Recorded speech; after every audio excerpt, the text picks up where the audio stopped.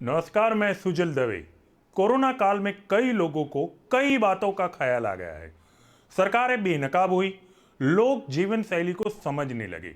जिन चीजों को देहाती बताकर लोगों ने उसे दरकिनार कर दिया था, आखिरकार उसी के करीब आ भी गए। दूसरी लहर में जब ऑक्सीजन की कमी हर मरीज को हुई, तब लोगों के समझ में आया कि विकास के नाम पर हमने बड़ी बड़ी बिल्डिंगें बनाकर ऑक्सीजन दे रहे पेड़ों को ही काट दिया है। इस परिस्थिति के लिए किसी और को जिम्मेदार ठहराने से पहले खुद जिम्मेदार बनना पड़ेगा। पेड़ हमारे जीवन का अहम हिस्सा है।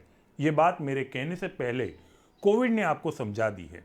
ऐसा नहीं है कि कोई पेड़ काटने के लिए तैयार है।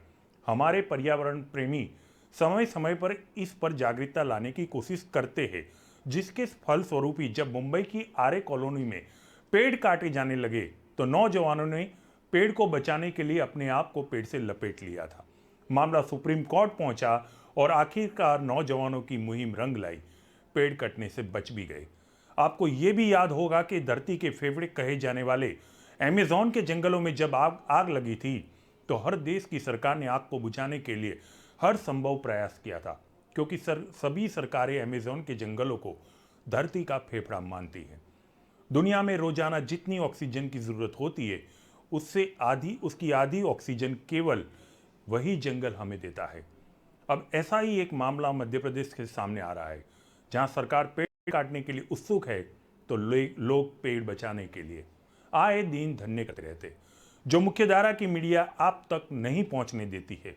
दरअसल ये मामला मध्य प्रदेश के छतरपुर जिले का है, जहां हीरे के भंडार होने की आशंका है।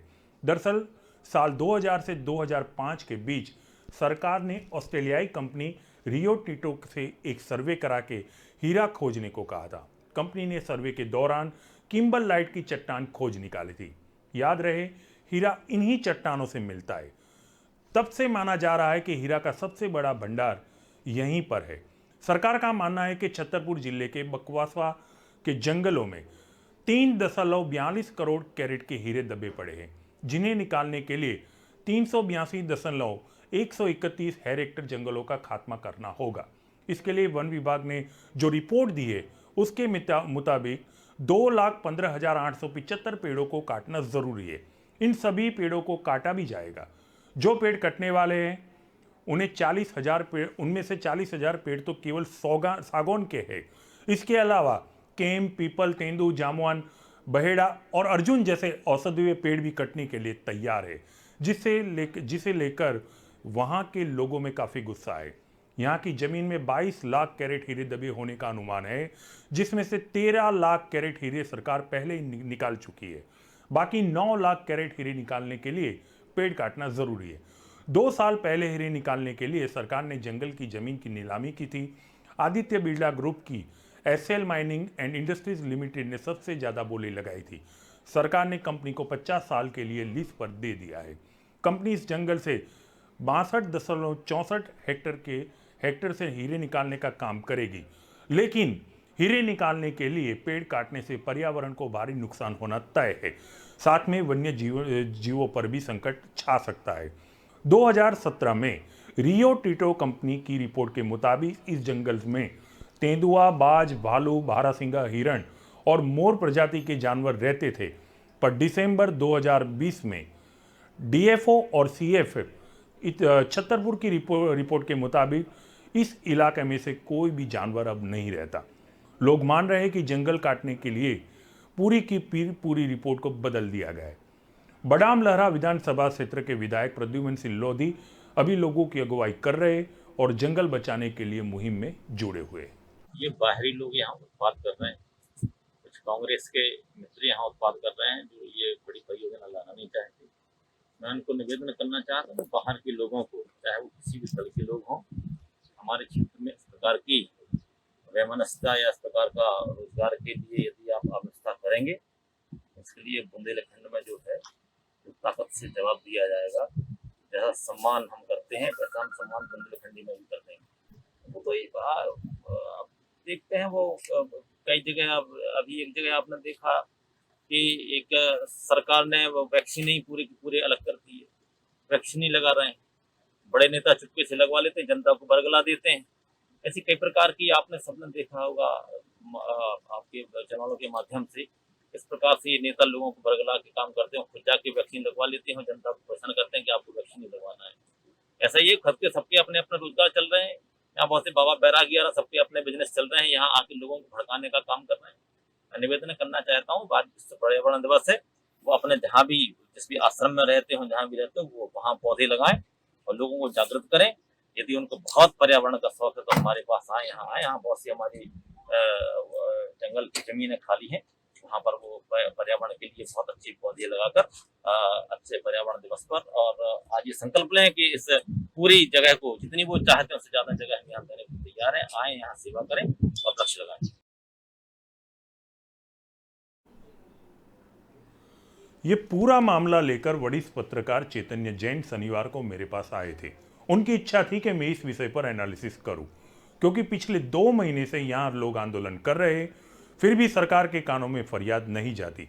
सामने उनसे मैंने कहा था, मैं 0 टीआरपी एंकर हूं, मेरे बोलने से क्या फर्क पड़ता है। अगर पड़ता होता तो आज जीडीपी -7.3 नहीं पर +14.6 होती। फिर भी वो अपने आग्रह से जुड़े रहे, क्योंकि चैतन्य पत्रकार है और वे अच्छी तरह से जानते हैं कौन सी स्टोरी कहाँ चलेगी। आज मैं इसी विषय की ओर गहराई में समझने के लिए उनसे बात करना चाहता हूँ, ताकि आप दर्शक भी पर्यावरण से हो रही छेड़खानी को सरल भाव से समझ सके। याद रखिए, दुनिया में कई तरह के टैक्स जनता देती है, पर भारत दुनिया का पहला मुल्क है जहां बोलने पर भी टैक्स देना पड़ता है। यहाँ टैक्स का मतलब कीमत होती है। तो चैतन्य बोलने आए हैं, आपको समझाने आए, न जाने वे क्या कीमत चुकाएंगे।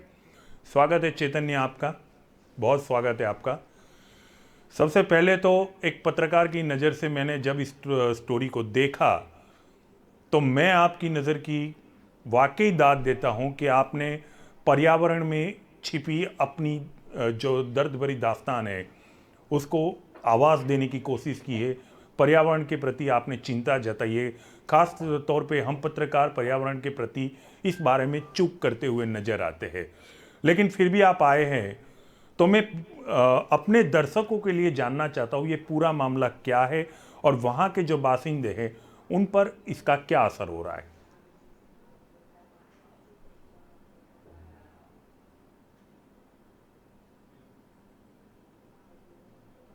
मेरी आवाज आप तक जा रही है चैतन्य? जंगल बचाने की मुहिम में जी जी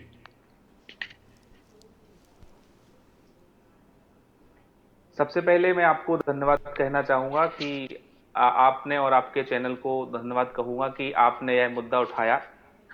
उन क्षेत्रवासियों की तरफ से मैं धन्यवाद जरूर कहूंगा जो महीनों से इस जंगल को बचाने की मुहिम में जुड़े हुए हैं, लेकिन मुख्य धारा की मीडिया में ये मुद्दा उस रूप में नहीं उठा कि सरकार तक इसकी आवाज पहुंच सके। चूंकि मामला पर्यावरण से जुड़ा हुआ है और अभी 2-3 दिन पहले ही हमने पर्यावरण दिवस भी मनाया है। पूरे दिन हमने स्टोरी चलाई है, पेड़ होने के फायदे बताए हैं, जंगल होने के फायदे बताए हैं मीडिया ने। लेकिन मीडिया असली मुद्दों को जनता के बीच उस तरीके से प्रस्तुत नहीं करती कि उस पे सरकार की आंखें खुल सकें। आपने बहुत कुछ इस मामले के बारे में आपके दर्शकों को बताया है। इसमें मैं कुछ चीजें अपनी तरफ से बताना चाहूंगा। ये जी पूरा मामला है, आप समझ चुके होंगे, उस बुंदेलखंड जो मध्य प्रदेश के हिस्से वाला बुंदेलखंड है। बुंदेलखंड की जो छवि है वो मीडिया में और धरातल पर मुख्य रूप से एक पिछड़े इलाके के तौर पर रही है। पिछड़े इलाके होने के का एक मुख्य कारण है वहां पर विकास से वंचित क्षेत्र हैं। विकास से वंचित होने को मैं पिछड़ा इलाका कहता हूं, तो वहां विकास नहीं पहुंचा है, जी लेकिन करोड़ों रुपए के प्रोजेक्ट लगाने वाली विदेशी कंपनियां पहुंच गई हैं। ये बहुत बड़ी बात है। दरअसल ये पूरा मामला बक्सवाहा से सटे हुए सगोरिया क्षेत्र का है, जो जंगल है वहां का है। ये सन 2000 में, आज से हम 20-21 साल पीछे में आपको ले जाना चाहता हूं। सन 2000 में इसका सर्वे शुरू हुआ था।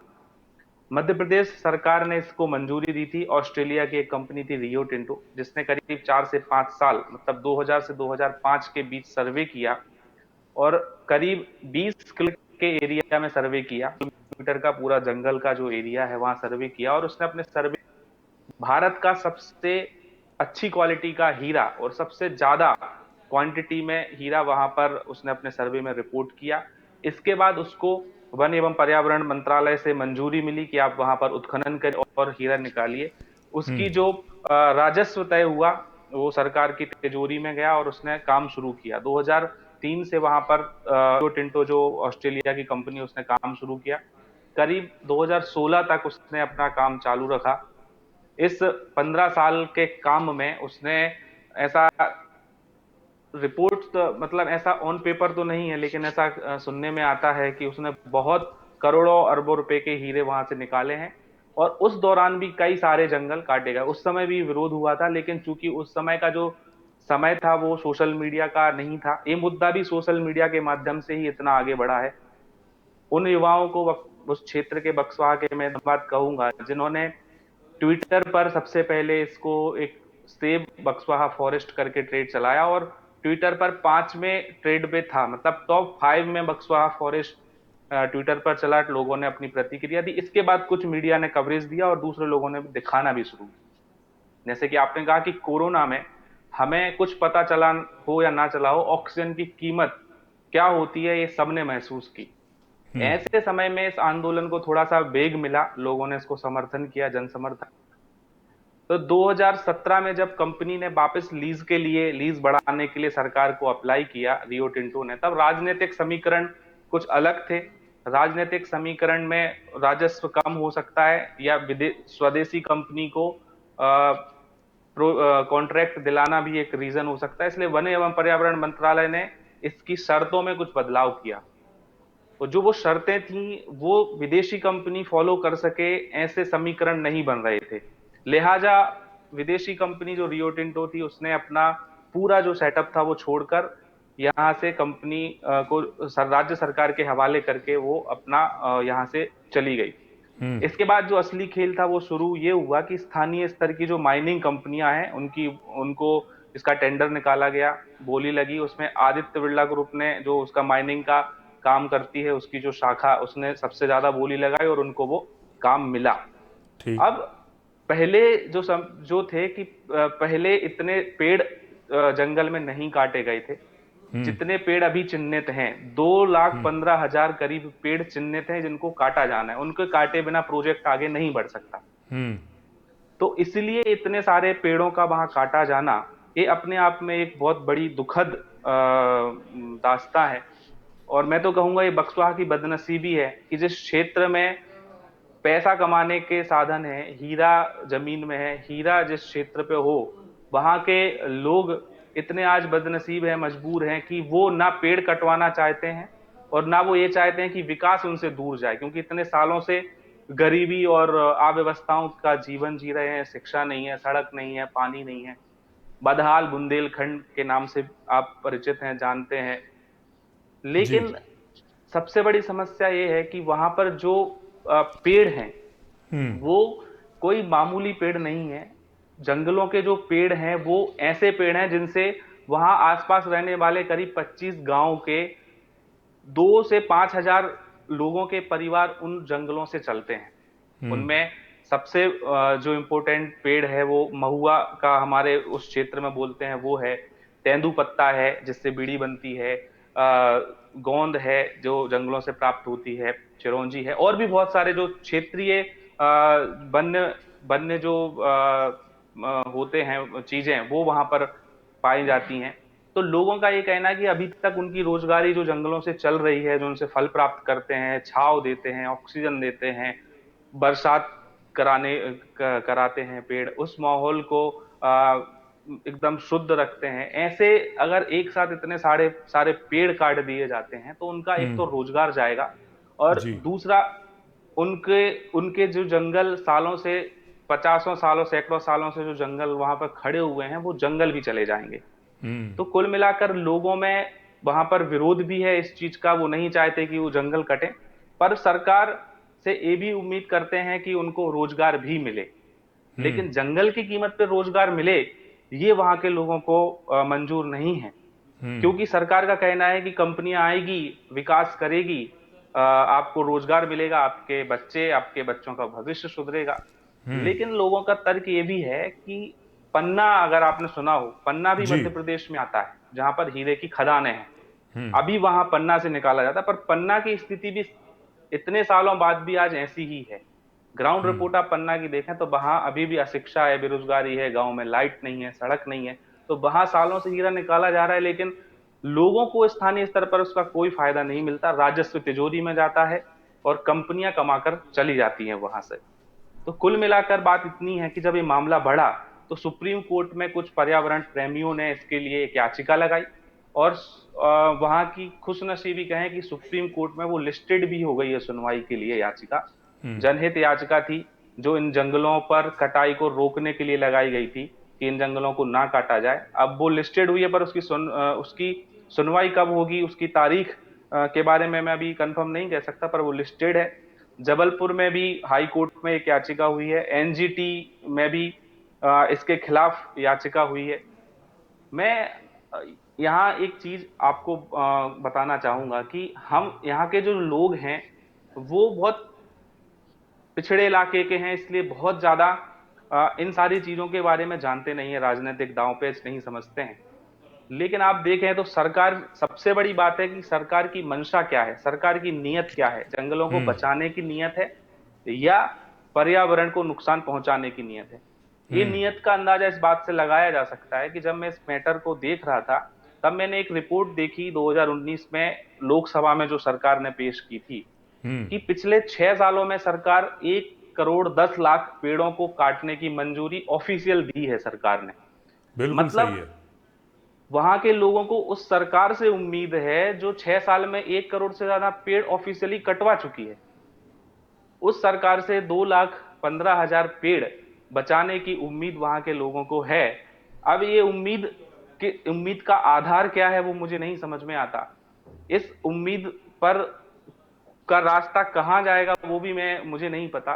जी। लेकिन आज के समय में जहां हम सारा विश्व पर्यावरण दिवस में बड़े बड़े स्लोगन्स और नारे के साथ एक एक पौधा लगाकर हम नेताओं की पूरे दिन फोटो चलाते हैं, लोग अपने स्टेटस पे रखते हैं, मीडिया पे शेयर करते हैं, वो नेता इन पेड़ों के बारे में कोई कहीं किसी जगह आपने एक शब्द नहीं सुना होगा। ये हमारे देश का दुर्भाग्य है कि जनता की जो खबरें हैं या जो जनता की आवाज है वो मीडिया तक नहीं आ पाती।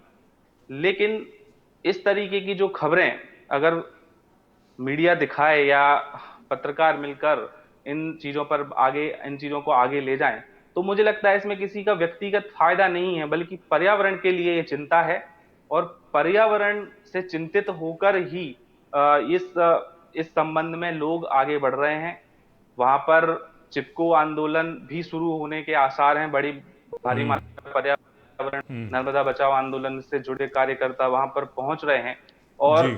जंगलों में डेरा डालना भी शुरू कर दिया है। तो मुझे लगता है कि पब्लिक अपनी तरीके से काम कर रही है, लेकिन कहीं ना कहीं तंत्रकार और मीडिया वो भूमिका नहीं निभा रहा है जो वहां ऐसे क्षेत्र के लिए होनी चाहिए।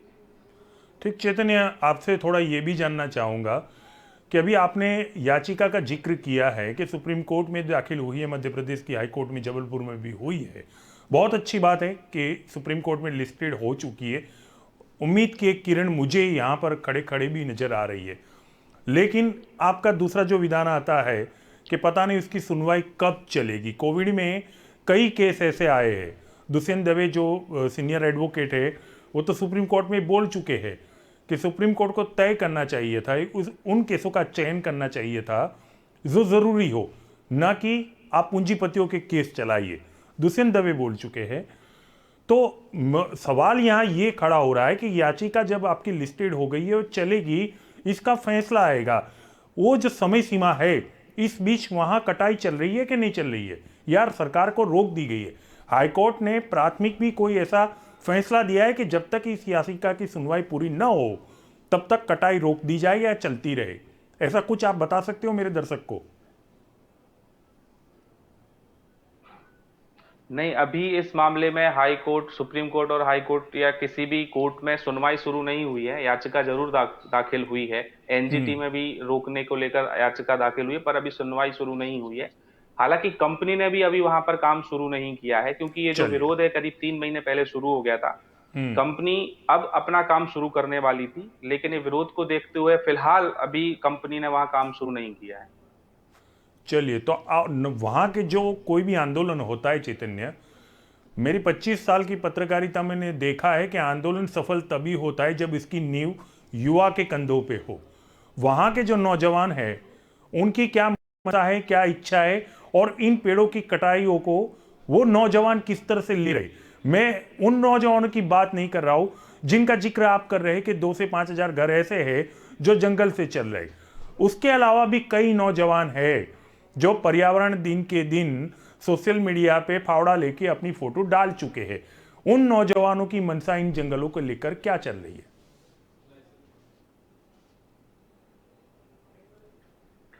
देखिए, इस मामले में जैसे हमारे यहाँ होता है कि जब एक पक्ष तेजी से आगे बढ़ता है तो दूसरा उसके विरोध में जरूर बढ़ता है। तो कुछ युवा ऐसे भी हैं जो इस चीज का विरोध कर रहे हैं। वो उनका कहना है कि विकास के लिए ये जरूरी है, और ये पूरी दुनिया में होता है। सिर्फ भारत ऐसा देश नहीं है, या मध्य प्रदेश का ये क्षेत्र ऐसा नहीं है जहां पर पेड़ काटे जाएंगे। हाईवे बनते हैं तो पेड़ काटे जाते हैं, अहमदाबाद में मेट्रो लाइन डाली गई तो भी पेड़ काटे गए। तो एक विकास के लिए पर्यावरण को, पेड़ों को काटना, नुकसान पहुंचाना, ये एक प्रक्रिया है। सरकार इसके बदले में दूसरी जगह पर इतने पेड़ लगाती है।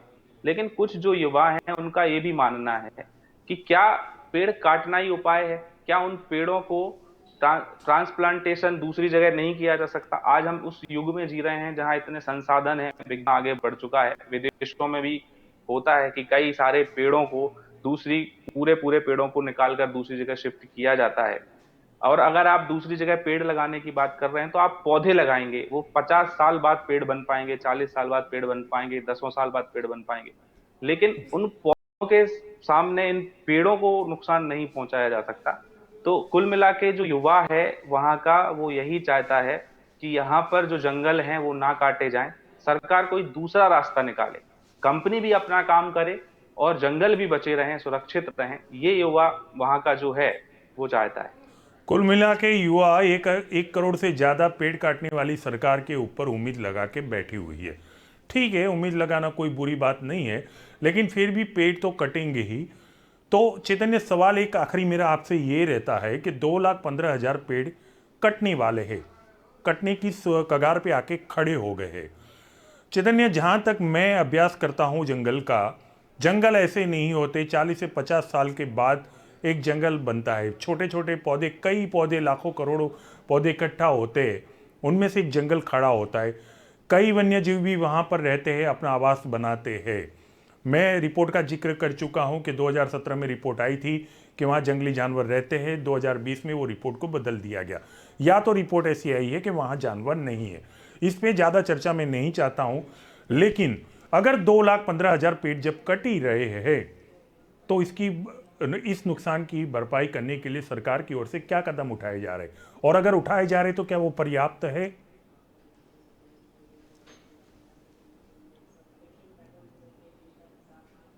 सरकार, आपका जो कहना है लगभग मेरा मानना भी यही है कि 1 करोड़ से ज्यादा 5 साल में पेड़ कटने की अनुमति देने वाली सरकार से 2.25 लाख पेड़ बचाने की उम्मीद करवानी है, खुद के साथ बेईमानी है, मन को समझाने वाली बात है।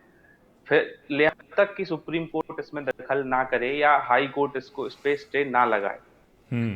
दूसरी बात यह है कि सरकार, राज्य सरकार जो है शिवराज सिंह चौहान की मध्य प्रदेश में जो सरकार, उन्हीं के 3 बार के कार्यकाल में 15 साल रियो टिंटो कंपनी वहां कर चुकी है। इसलिए उनकी भी मंशा साफ है।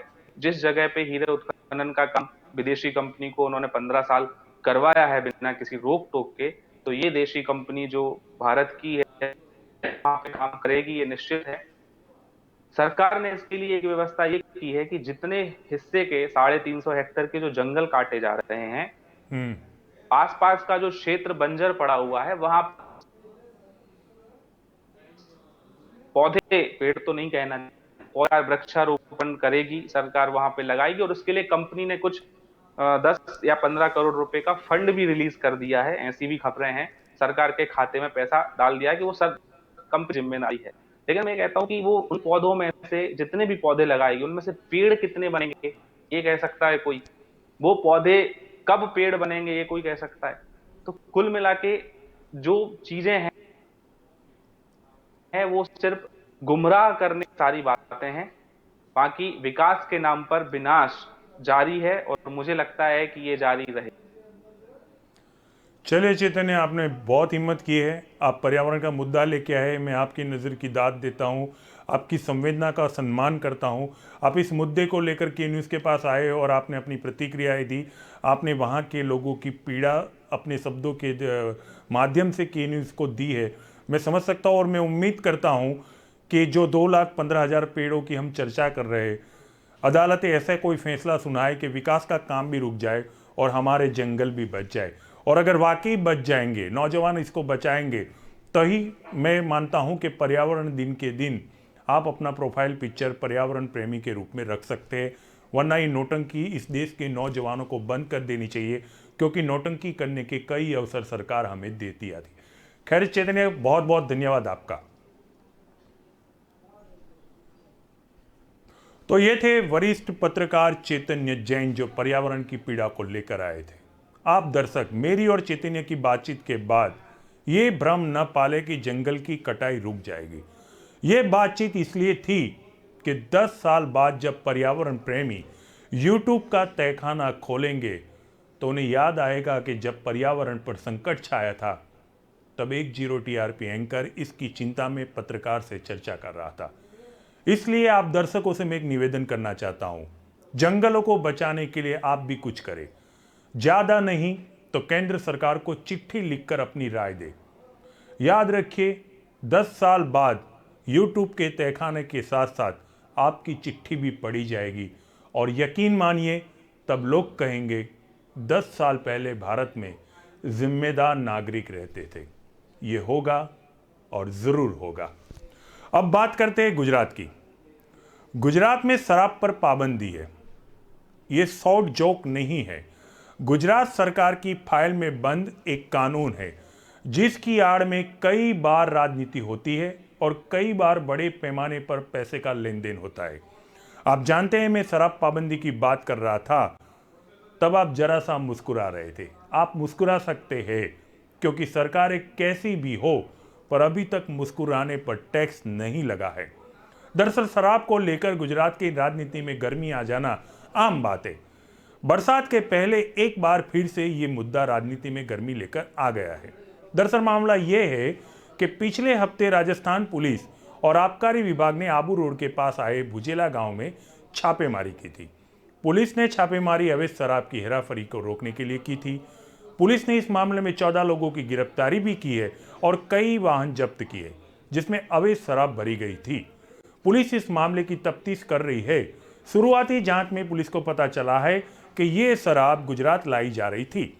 अवैध शराब की बिक्री गुजरात में होनी थी जिसे राजस्थान पुलिस ने पकड़ लिया है। शराब हरियाणा से निकलकर गुजरात आ रही थी। बीच में राजस्थान पुलिस रोड़ा डाल के खड़ी हो गई है।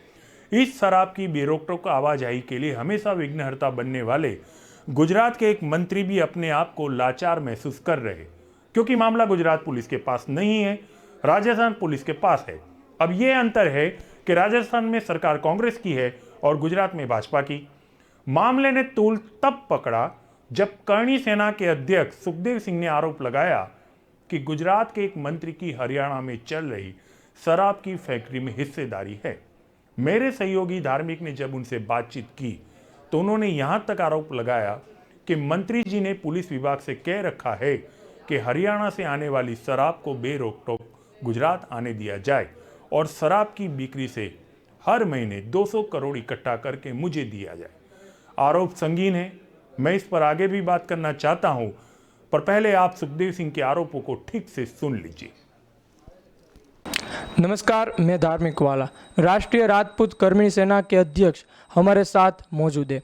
हम उनसे पूछेंगे कि गुजरात में तो शराब का अवैध व्यापार हो रहा है, वैसे ही आप राजस्थान से बिलोंग करते हो और राजस्थान से भी हो रहा है, वो हरियाणा से माल आ रहा है और अभी कई किस्से राजस्थान से सामने आए हैं, तो आप उसके बारे में क्या अपनी राय देंगे?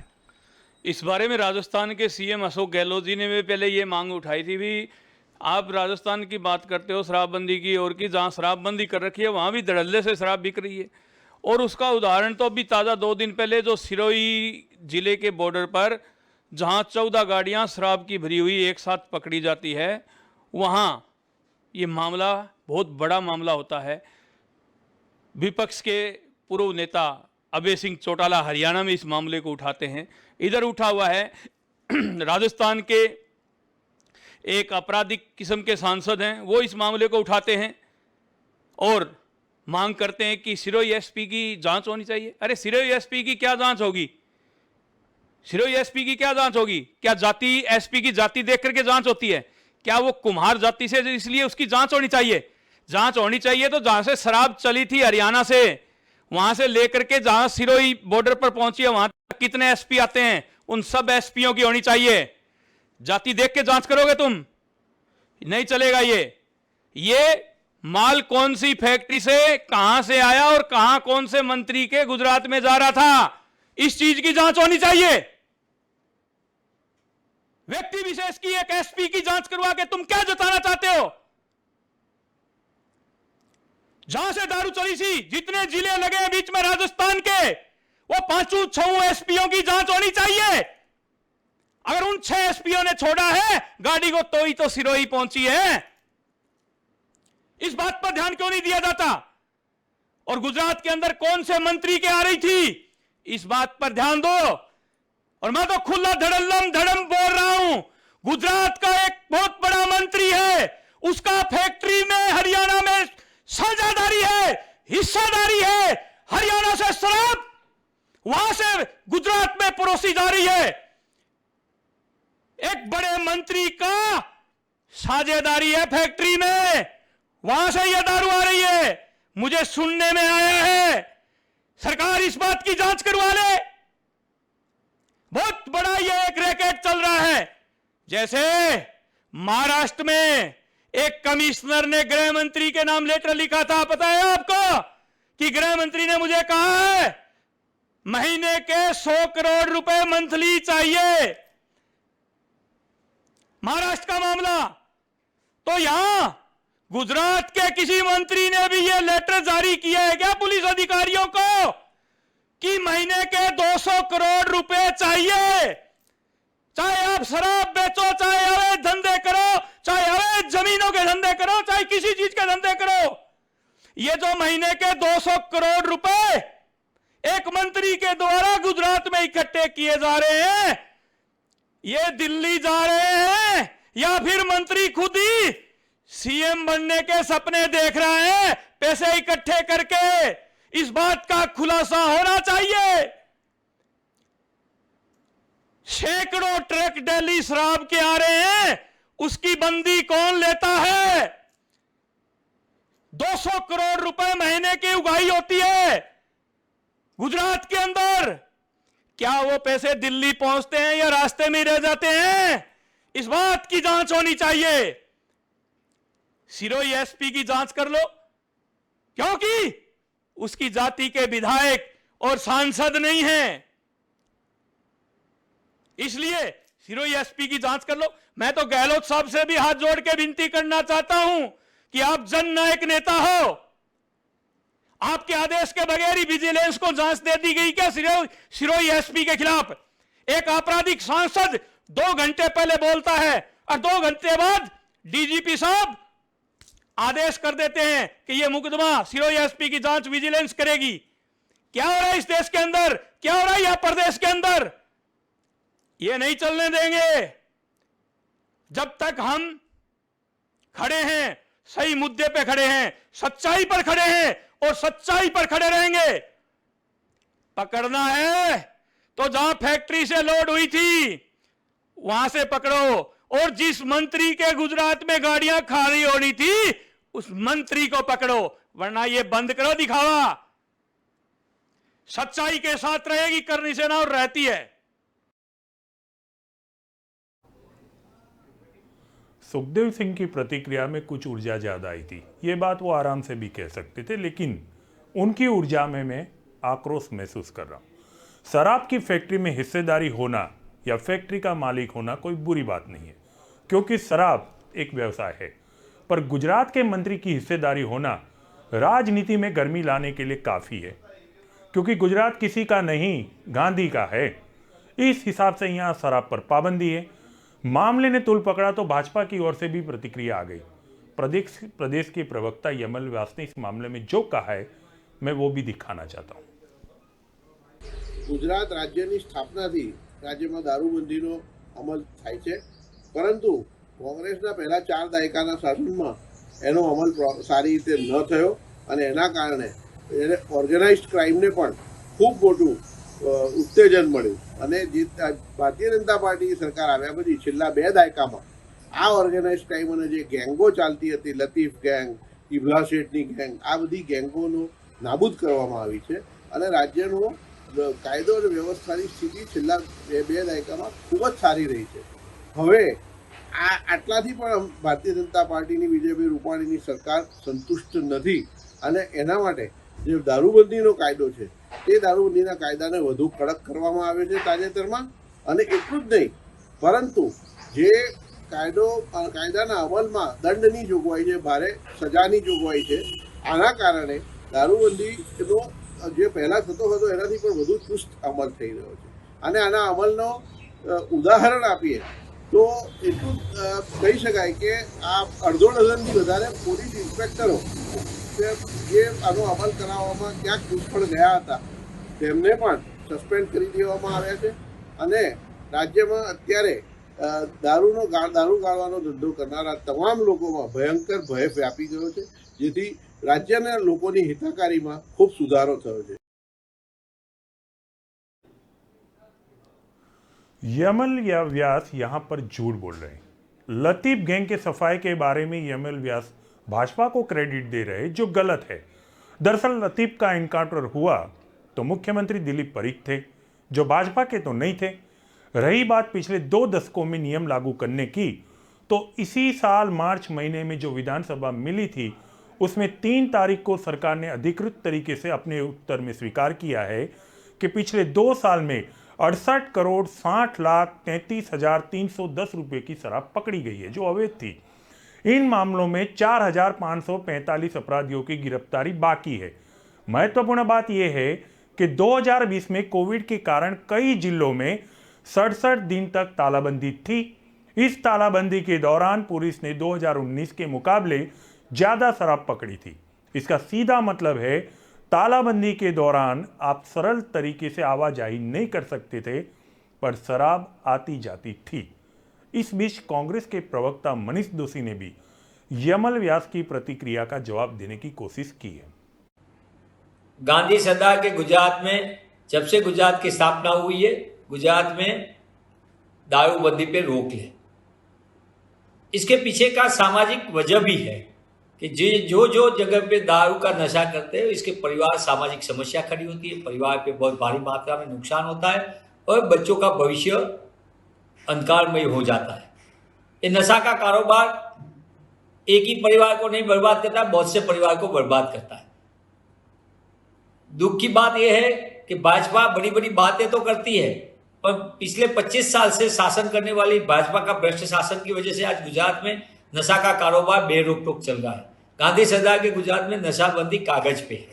इसलिए कह रहा हूं कि खुद सरकार ने कबूल किया है विधानसभा में, जो आंकड़े सामने आए, इसमें करोड़ों रुपए का दारू गुजरात में रोज आता है। कहां से आता है, किसका आशीर्वाद से आता है, कौन ये लाने देने की परमिशन करता है? नशाबंदी का कानून है, कौन लागू नहीं कर रहा है? किसका आशीर्वाद है, कौन हफ्ता खा रहा है? ये सब प्रश्न गुजराती पूछ रहे हैं।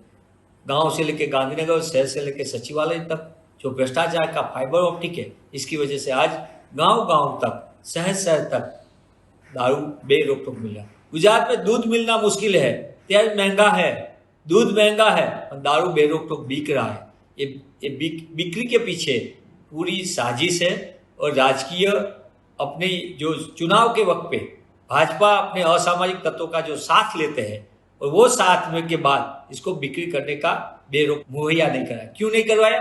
क्योंकि सरकार असामरिक तत्वों को, दारू के खेप वाले को और 2 नंबर का काले काम करने वाले लोगों को आशीर्वाद दे रखा है।